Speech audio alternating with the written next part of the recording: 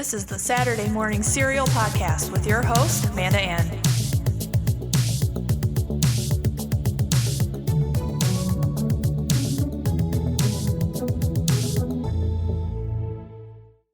Hey guys, and welcome to another episode of Saturday Morning Serial. I'm Amanda Ann, and I hope you guys all had a great Thanksgiving, however you celebrated. Hope you guys ate a lot, spent some great time with family. I know I sure did. And there's just been so many good shows and movies that came out this week. Hawkeye being one of them on Disney Plus, and then House of Gucci and Ghostbusters this weekend. But before I talk about some of those, I just wanted to wish you guys a happy holidays. I'm so excited to finally be in the Christmas season. It's just so exciting. And the aesthetic of Christmas decorations, I just love it. I was decorated before Thanksgiving. I know I'm like one of those people.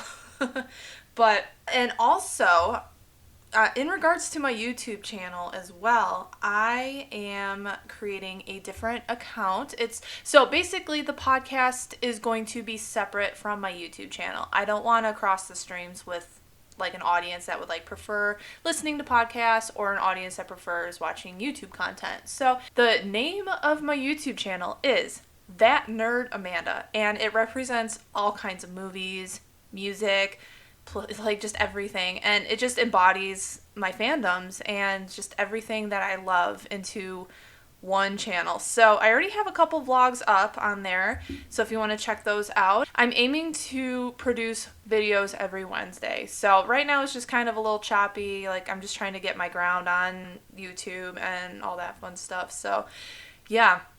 So, I've been busy with that, and this weekend just hanging out with family and just kind of just relaxing. Sometimes you just need to come home and relax and just, de-stress. And honestly, I could go for one more day off, but whatever, right? Life goes on. So, but anyway, Hawkeye came out on Disney Plus this past Wednesday. Not one, but 2 episodes dropped, and it was just such a great surprise. So to tell you the truth, I actually forgot the Hawkeye series was coming because everyone who listens knows that I love Loki, and I was just so excited for that show to come out. But I loved WandaVision, I loved Falcon and Winter Soldier, I just love everything Marvel has come up with for Disney Plus. And Hawkeye, just these first 2 episodes, I'm hooked already. It's just so good. Jeremy Renner is fantastic. And then we also are introduced to Kate Bishop as well. And I know there's a lot of people that they know like a little bit of the premise of the show because of the comics. So because of the comics, this show is going to revolve around Kate. And Kate is portrayed by Haley Steinfeld, and I really am enjoying her performance so far in the show. It's just fantastic. I'm hooked. I am here for Kate Bishop. And also, Jeremy Renner as Hawkeye, he's just so great, you guys. And it's nice to see what he's been doing post-Endgame. Just spending time with his family and just trying to leave his life behind. It's kind of like what we've been seeing in a way.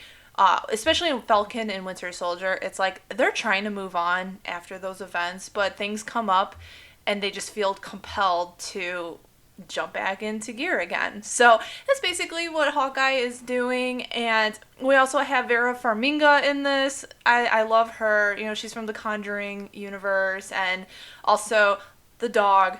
I'm loving the dog so far. That's like my favorite. I love animals in shows. Every time there's an animal, like I'm hooked, like Alligator Loki. So yeah, so far it's so good, and I really highly recommend it. It's a lot of it too focuses after the events of the 2012 Avengers, so it doesn't really right now. It could in the future, but so far it doesn't touch base on anything that had to really do with Endgame. It's like I said, it's just a lot of it is from the events of 2012 Avengers. And also one of my favorite parts in episode 1 was Clint Barton and his family are sitting at a Broadway show, and it's called Rogers the Musical or something like that. and they have like a whole entire number, and the song is on iTunes. So of course I downloaded that, and we've been listening to it nonstop because it's good, it's catchy, it's hilarious. We're hooked so far. I'm so excited for the show, and I'm looking forward to Wednesday when a new episode drops. If you follow me on social media, I did say I was going to see House of Gucci this weekend. Unfortunately, my plans did fall through seeing that.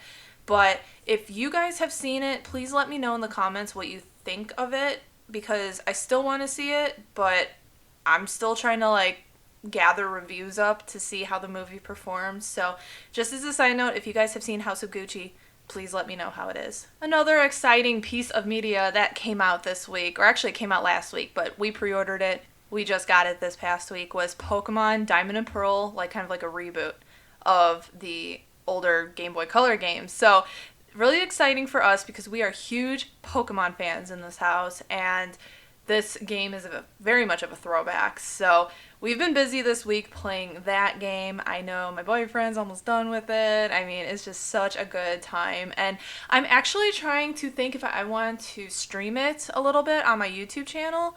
I'm also trying to think about how to stream Animal Crossing as well, because Animal Crossing has been my game. I got introduced to that game from a friend last year, and I've been just playing it nonstop. I'm obsessed, and I would love it if you guys would come visit me on my island. So yeah, once I have that all figured out too, follow me on social media. I will let you know that. But yeah, the Pokemon game so far, it's okay. Sword and Shield, if you guys played that, that's probably hands down the best Pokemon game in my opinion, just because it's visually stunning. There's a lot to do. A lot of engagement is encouraged as well to trade Pokemon with other people, battle other people, and just play and try to capture legendary Pokemon with other people online. So overall, Sword and Shield is just such a great game, and it's coming off that game. This new Diamond and Pearl edition is just kind of meh. But regardless, it's a good new Pokemon game, so any Pokemon fan would just probably have a good time with it. It's just some nostalgia going on. I know I started with Piplup. I loved Piplup back in the day, so yeah. So if you're playing, let me know, and maybe we can trade. Who knows? And another thing, if you also follow this podcast, I think last season, I did an episode on Always Sunny in Philadelphia. It's one of my favorite shows out there. It's hilarious, and it's on Hulu right now. It's on Fox, and it's also on Hulu to stream. And a new season is coming out this week on Wednesday, so I'm very, very excited about that. So just keep a heads up if you guys are fans of that show as well. Also, we'll have to wait till Thursday because we have Hulu, so that's how we'll watch it. But anyway, I did save the best for last, and that is Ghostbusters Afterlife. I am recording this on Sunday, so I actually just got back seeing it today, and it was really good.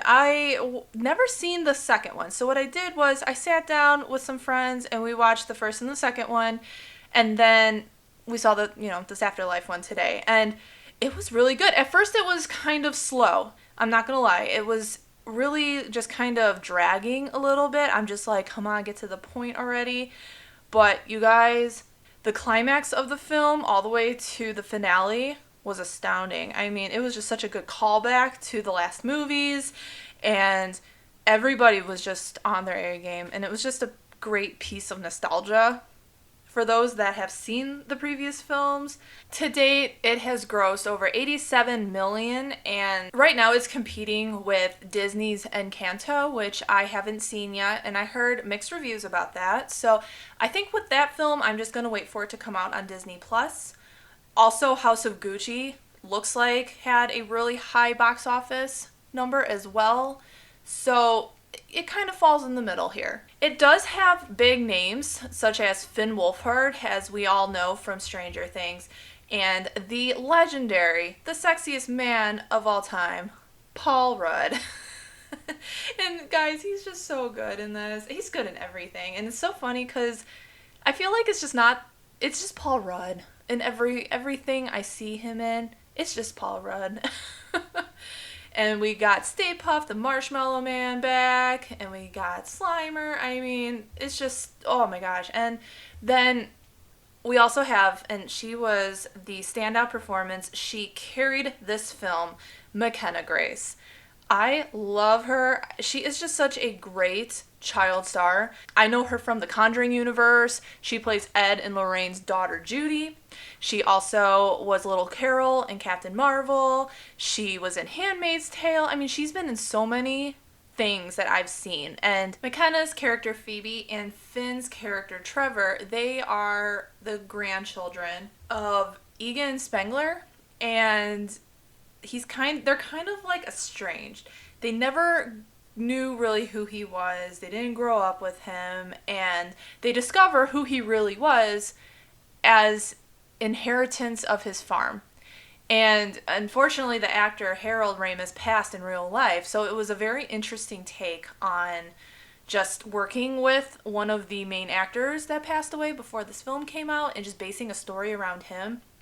And you just have a great nod to the 1984 movie, the kids realizing they actually never heard of the Ghostbusters before, but then they come to realize, hey, our grandfather was awesome, trying to save the world and everything. And Phoebe actually really takes after him, and she kind of finds herself in this place that he made a home for and he moved his work to. And they move with their mom, who is played by Carrie Coon. Carrie Coon plays Callie, his daughter, and they're just a broke family who got evicted, and they inherited Spengler's farm, and they move to this really small town, and they just try to adapt to life. And it's really cute. Phoebe befriends a kid, and he names himself Podcast, and I really appreciated that. And he's all about the paranormal, ghost, hauntings type of thing, and he's just so funny. He's such a great sidekick to Phoebe. He was easily such a likable character.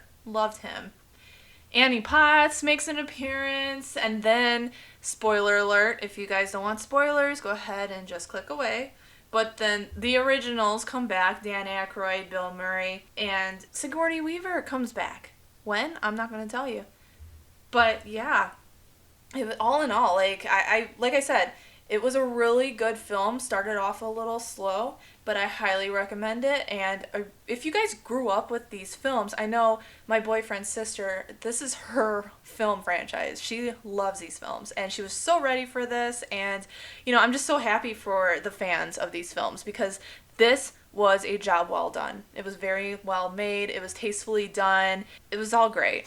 I don't know what else to say because I don't want to give away any spoilers too much, but yeah.